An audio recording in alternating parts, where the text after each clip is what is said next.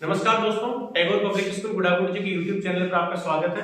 कल के मैथ्स के पेपर के सॉल्यूशन के बाद में कक्षा 6 का जो राष्ट्रीय मिलिट्री स्कूल एग्जाम का जो पेपर हुआ था उसके इंग्लिश सब्जेक्ट का सेट ए, ध्यान से देखना, सेट ए का सॉल्यूशन अभी हम करने जा रहे हैं। तो शुरू करते हैं क्वेश्चन नंबर 1 के साथ में। क्वेश्चन नंबर 1 है rearrange the following words phrases. इसके लिए आपको पेपर की हेल्प लेनी है, वो बहुत जरूरी है। देखिए पहला क्वेश्चन था rearrange the following words phrases to make a meaningful sentence by choosing the correct sequence. मैंने आपको सारे ऑप्शंस भी लिखे, क्वेश्चन आपके सामने है, ठीक है। 8 were not school they yesterday. जब इनको हम सही तरीके से अरेंज करेंगे तो देखो अपना आंसर बनेगा they were not at school yesterday. Correct sequence बनेगा आपका D B A C E and correct answer is option B. Next question है change the narration for following sentence. Actually ये सेंटेंस जो है वो नरेशन का है ही नहीं, वो इसका है। तो अपने को क्या करना है, अपने को इस एक्टिव वॉइस के सेंटेंस को पैसिव वॉइस में बनाना है। इसमें क्या है कि सबसे पहले ऑब्जेक्ट को सब्जेक्ट बनाएंगे, ऑब्जेक्ट सब्जेक्ट बनेगा द एक्सरसाइज। उसके बाद में have plus v3 change to has been, have been plus v3 has already been done by us. Correct answer आने वाला आपका इसमें ऑप्शन बी फॉर वर्ड। चलिए क्वेश्चन नंबर 3 की तरफ बढ़ते हैं। The thief will confess his guilt soon। देखो इसको पहले मैं थोड़ा सा बता देता हूं। इसमें क्या कर रखा है कि ब्लॉक लेटर्स में आपको एक वर्ड दे रखा है और इसको रिप्लेस करने वाले वर्ड को आपने आइडेंटिफाई करना है। इसका मतलब इसका सिनोनिम पता करना। तो कन्फेस का मतलब होता है अपना अपराध स्वीकार कर लेना। इसका आंसर जो है वो हो जाएगा करेक्ट एडमिट। एडमिट का मतलब होता है स्वीकार कर लेना। कन्फेस का करेक्ट साइन क्या हो जाएगा एडमिट। नेक्स्ट क्वेश्चन है my friend his purse last night. ठीक है, इसका करेक्ट आंसर हो जाएगा लॉस्ट सी, क्योंकि लास्ट नाइट जब आता है तो हम सिंपल पास्ट टेंस का यूज करते हैं, second form of the verb. Given options में से केवल ऑप्शन सी में सेकंड फॉर्म दे रखी है। क्वेश्चन नंबर 5 में बात करें द टेस्ट इंक्लूड्स कंपल्सरी ऐसे क्वेश्चंस। इसमें भी वही बात है, जो कैपिटल लेटर्स में जो वर्ड है इसको रिप्लेस करने वाला वर्ड मतलब सिनोनिम पता करना। कंपल्सरी का मतलब होता है जो चीज अनिवार्य है, जो आपको करनी ही है। इसका करेक्ट आंसर हो जाएगा option A forced. Question number 6 की बात करें are sometimes called declarative sentences, यानी डिक्लेरेटिव या असर्टिव सेंटेंस दोनों एक ही है। इसकी आपको डेफिनेशन बतानी है। तो देखिए स्टेटमेंट्स ही दिए जाते हैं असर्टिव सेंटेंस में, क्वेश्चंस इंटरोगेटिव पूछे जाते हैं, रिक्वेस्ट कमांड्स जो है वो दोनों इंपेरेटिव सेंटेंस को पूछे। तो करेक्ट आंसर हो जाएगा इसका ऑप्शन ए। क्वेश्चन नंबर 7 की चर्चा करें। इसमें भी वही है कि जो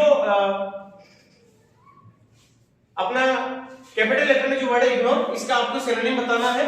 तो इसमें देखिए जो इग्नोर का मतलब होता है उसका मतलब होता है किसी चीज को अनदेखा करना। तो इसका करेक्ट आंसर हो जाएगा आपका ओवरलुक। ओवरलुक का मतलब होता है अनदेखा करना। Question number 8 India everyone to do his or her duty. इसमें देखो बेटा एक्सपेक्ट्स, एक्सर्ट्स, एक्सेप्ट और एक्सपर्ट। करेक्ट आंसर हो जाएगा expects. Okay. Question number 9 find the correctly spelled word. Correct spelling वाला वर्ड आपको आइडेंटिफाई करना है। करेक्ट स्पेलिंग होती है H O R O S C O P E. Correct answer is option C.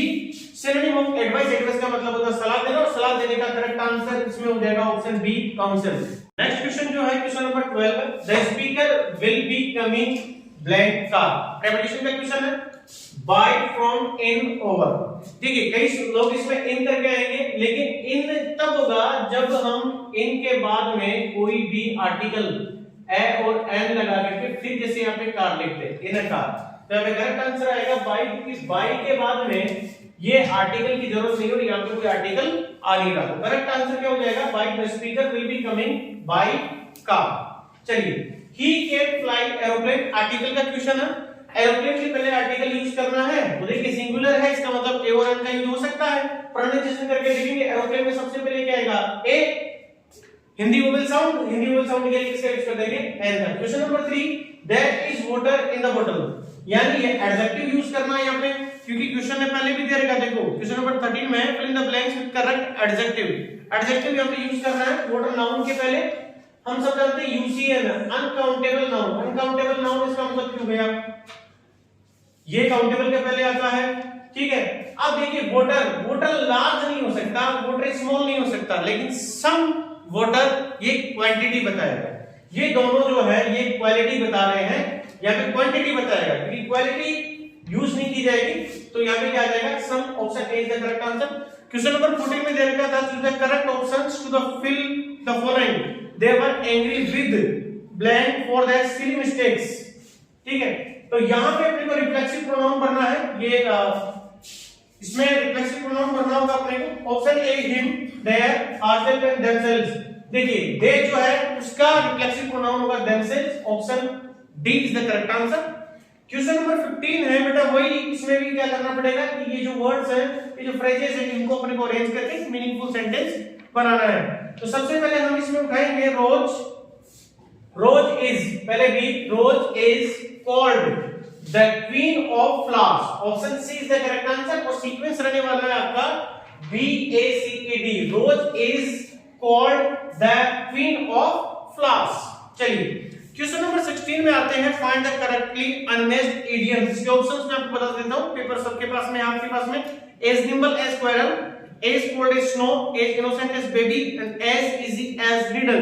Correct जो idiom बनती है वो बनती है as cold as snow. Option B is the correct answer, question number 16। Now let's talk about question number 17। Question number 17 में भी हमने क्या करना है, वही rearrange the following words to make a meaningful sentence. तो यहां पे देखिए, for tigers are natural, it is not protected. तो सबसे पहले हम इसमें लेंगे इट इज, यानी सबसे पहले हमने उठा लिया सी, उसके बाद में B, it is a natural, उसके बाद में protected, it is a natural protected, उसके बाद में आ जाएगा होम फॉर टाइगर्स। तो करेक्ट आंसर हो जाएगा आपका ऑप्शन सी। सीक्वेंस रहने वाला है आपका CBEDA। क्वेश्चन नंबर 18 जो है उसमें है आपका करेक्ट स्पेलिंग वाला। तो करेक्ट स्पेलिंग एप्रिसिएशन की यही होती है, B is the correct answer, APPRECIATION, appreciation is the option B is the correct answer. Again in the question number 19 you have to arrange these words and phrases in a meaningful way so that it can make a meaningful sentence. Arrange करेंगे, सबसे पहले इसमें उठाएंगे option D, इसमें part D the storm, उसके बाद में verb लेंगे rocked, the storm, E part ले लिया रॉक्ड, उसके बाद में लेंगे हम इसमें द शिप और फिर आ जाएगा बुoyantly। तो करेक्ट आंसर हो जाएगा ऑप्शन डी BECAB, ये इसका सीक्वेंस रहने वाला है। Question number 20 the mother food for us everyday, यानी इस गैप को हमें फिल करना है, फिल इन द ब्लैंक्स वाला क्वेश्चन है। ये टेंस से लिया गया है, सेंटेंस के लास्ट में क्या आ रहा है एवरीडे, और जहां पे everyday, every week, every month, every year आता है वहां पे हम सिंपल प्रेजेंट टेंस का यूज करते हैं, प्रेजेंट कंटीन्यूअस, ऑप्शन ए ये is the correct answer, present perfect. और ये आ नहीं सकता क्योंकि ये मदर जो है वो सिंगुलर सब्जेक्ट है, सिंगुलर सब्जेक्ट के साथ में हम फर्स्ट फॉर्म प्लस एस और इसका यूज करते हैं, that's why option B is the correct answer. Now question number 21 the treasure is buried blank coconut tree, questions here is from preposition. तो यहां पे ओवर का मतलब ऊपर, ऑन का मतलब ऊपर, इन का मतलब अंदर।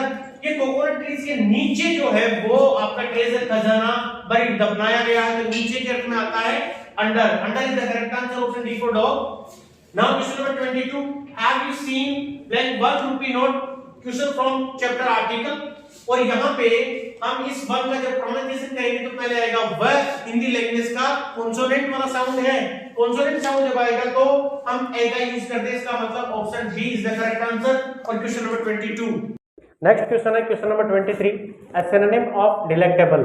डिलेक्टेबल का मतलब होता है स्वादिष्ट, और इसका करेक्ट आंसर हो जाएगा डिलीशियस।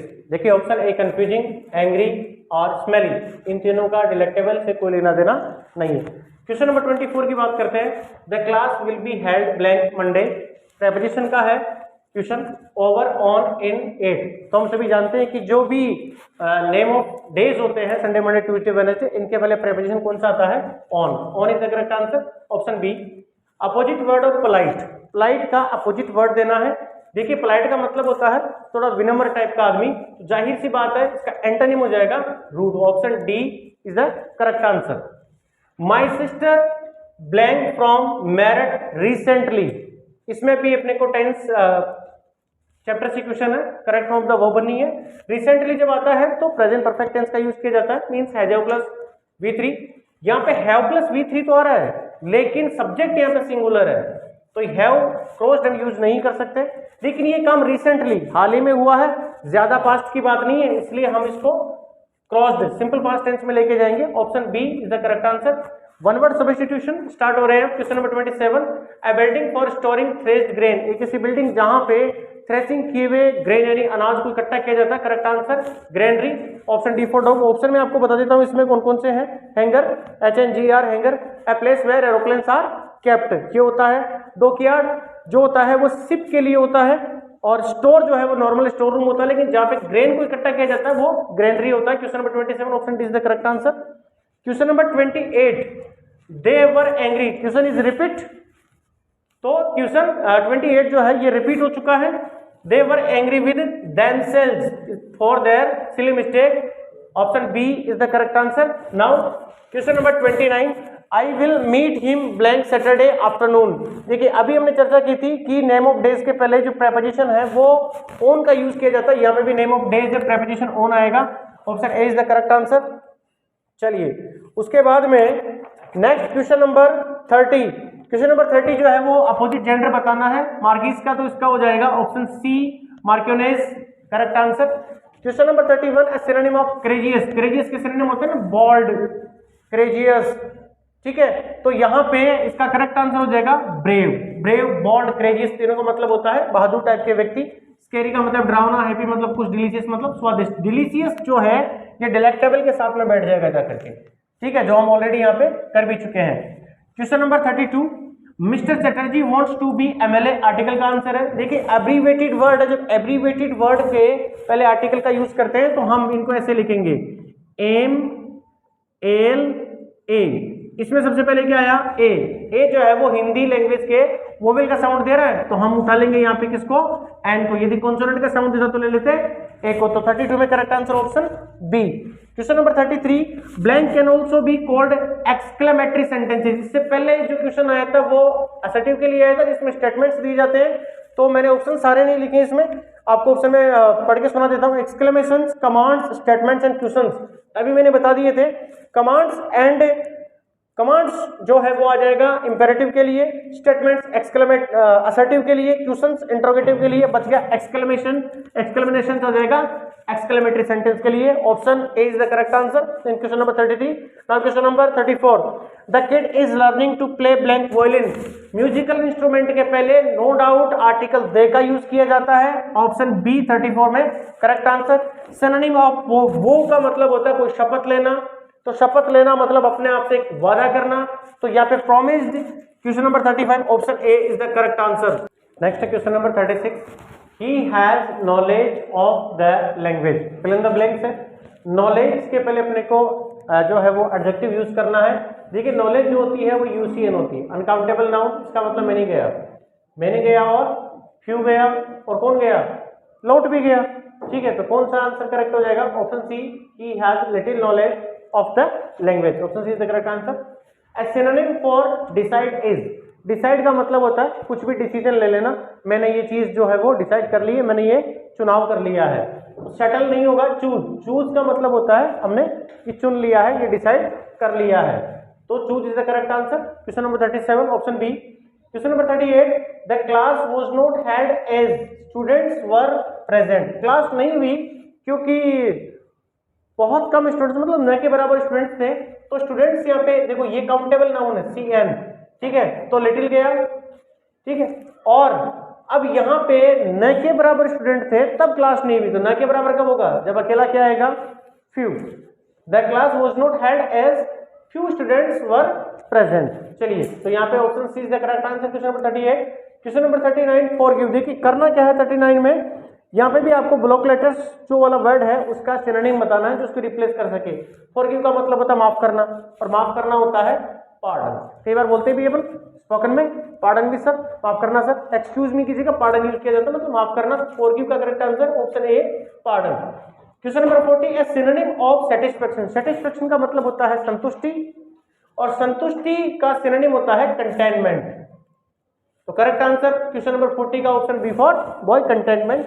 चलिए क्वेश्चन नंबर 41 ये वही है जो वर्ड्स हैं, जो फ्रेजेज हैं, ये बिखरी हुई है, इनको सही तरीके से अपने को अरेंज करना और एक मीनिंगफुल सेंटेंस बनाना। सबसे पहले उठाएंगे हम इसमें option part D, he is rightly, उसके बाद में चलेंगे पार्ट सी पे, he is rightly called the first modern man of India, option A is the correct answer.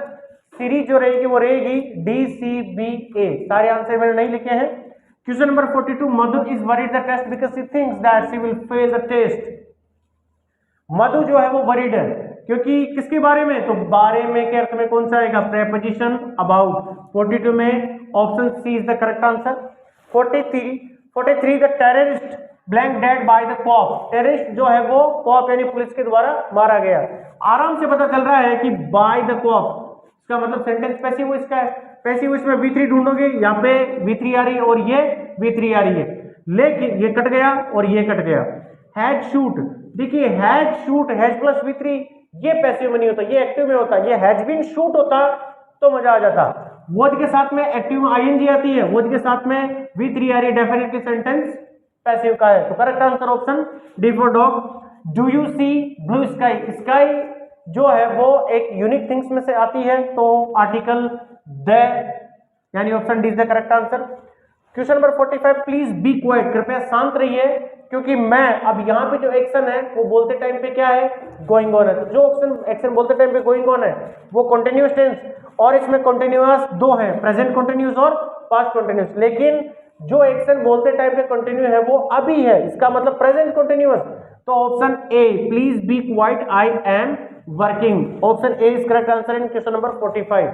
अब लास्ट जो अपने क्वेश्चंस बच गए वो बच गए क्वेश्चन नंबर 46 to 50, और ये है रीडिंग कॉम्प्रिहेंशन वाले चैप्टर से, मतलब पैसेज है।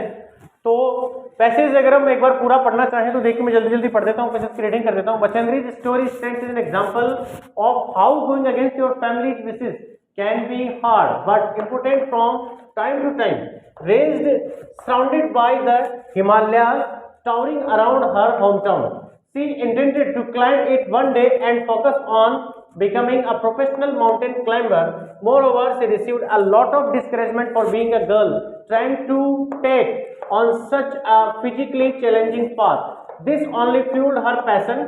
She was selected to be part of an expedition to the top of Mount Everest.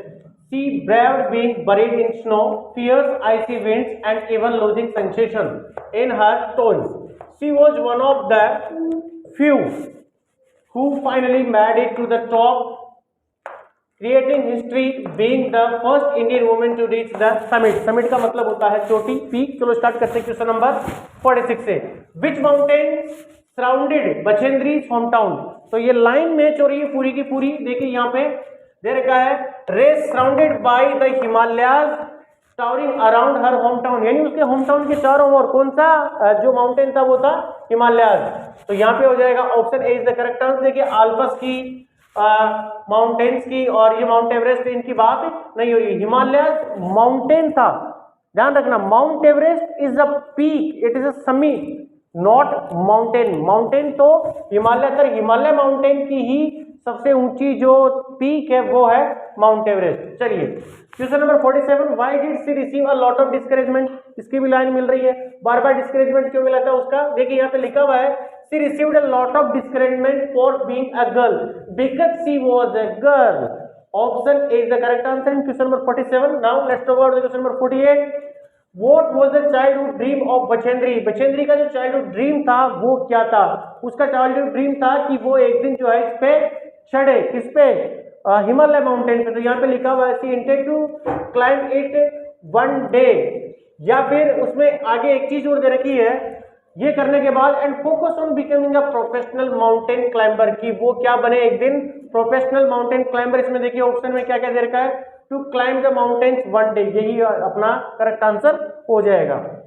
What did she want to become on growing up? बड़े होने के बाद में क्या चाहती थी? तो ये लाइन रही अपनी, focus on becoming a professional mountain climber. तो इसमें जो आंसर है अपना वो हो जाएगा professional mountain climber. Option D is the correct answer question number 49। Now last question 50, what was the reaction of Bachendri's family regarding her choice of career? तो family खुश नहीं थी, क्योंकि देखो यहाँ पे बताया गया है कि stands as an example of how going against your families wishes, यानी उसकी फैमिली की जो विशेस थी उसके अगेंस्ट गई थी। इसका मतलब उसकी फैमिली जो है वो हैप्पी नहीं थी। तो her family was not happy, option C is the correct answer. तो दोस्तों ये था इंग्लिश के पार्ट का सॉल्यूशन।